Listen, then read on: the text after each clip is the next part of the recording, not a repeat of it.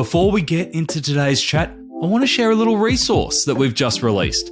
As you might know, in our checkout episodes, I ask our e-commerce guests, do you have a book or a podcast that you recommend our listeners get into? Well, I've taken all of those book recommendations, and there's over 100 of them, plus the stories that go behind them, and put them into their own book called The Book Recommendations of E-Commerce Experts. Yeah, I know, it's totally original. You will never, ever run out of reading ideas again. You can download that one now for free over on add-to-cart.com.au. Welcome to The Checkout. We catch up with previous Add to Cart guests and ask them 5 quick questions to get to know them better and leave you with a little extra inspiration to get through your Friday. Here's your host, Bushy. Today's checkout features Kelly Slessor, digital coach from the Ecommerce Tribe and founder of personalised shopping app Shop You.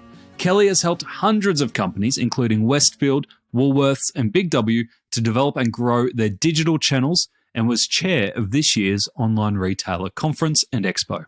Kelly, welcome to the checkout. We've had a brilliant main chat where we covered everything from AI to diversity and inclusion.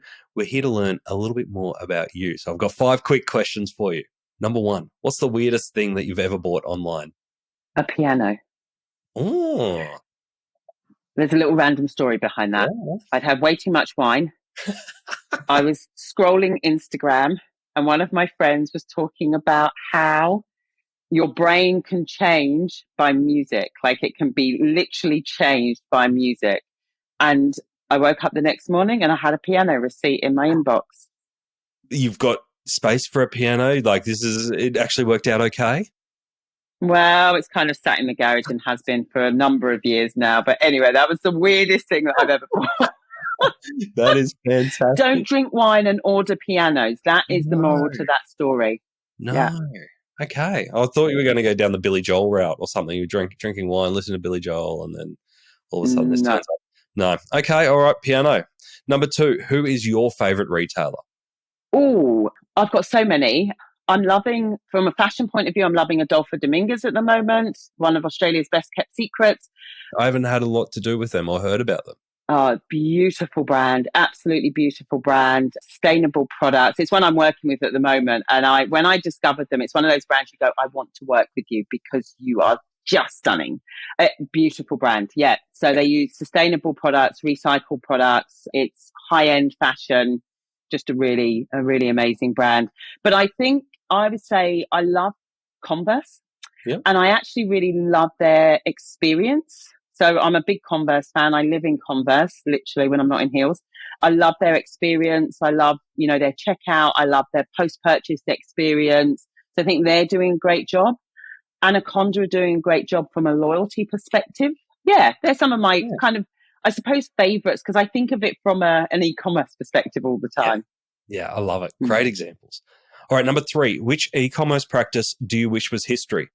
I'm going to offend, but this is Meta ads and Google ads. That was controversial. So I think my challenge with them is they are so complex for retailers, and retailers spend so much money and so much time on them without knowing what they're doing.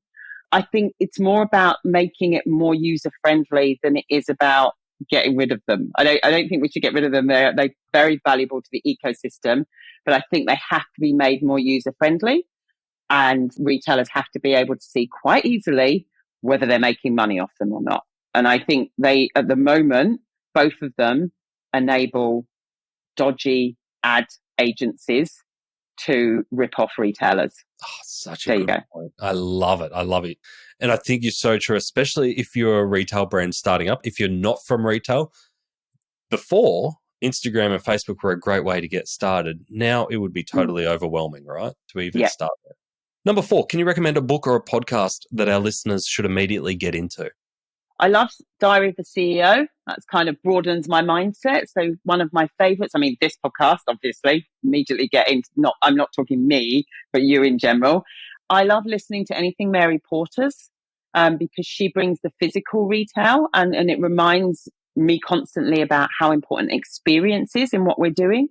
But I would say right now, if there's number one that I would be listening to, it's a guy called, I think it's Matt Wolf, and he does AI news. He does weekly AI news roundup, and it's mind blowing the stuff he talks about. But he talks about all of the developments in the industry, new platforms coming out, new technology, new learning models. And I think it just keeps you up to date with how fast it's moving.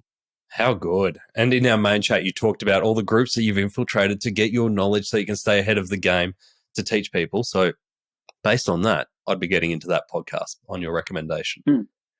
Last question I've got for you, Kelly, is the future of retail is? The future of retail is about, I feel like I'm going to sound like a bit of a broken record here. It's about experience, especially in e-commerce. We've got to bring experience to our e-commerce stores. I think we lack it. We miss it. We're still on print catalogs online. And I think I can see some brands moving towards it. One of my favorites is a brand called Takobo. They bring experience into their website. But I think we really need the future of retail is experience. Because when AI does everything else, customers are going to buy our experience. So well put. Kelly, thank you for joining us on the checkout. I have really enjoyed it. Thank you for having me. To hear more from Kelly, jump back into episode 326, where Kelly shares her thoughts on diversity and inclusivity through the lens of technology, why she's all about natural language when it comes to shopping, and we get nerdy on AI, where Kelly tells us how to give ChatGPT a personality and get it working harder for you. Thanks for listening, and until next time, keep adding to cart.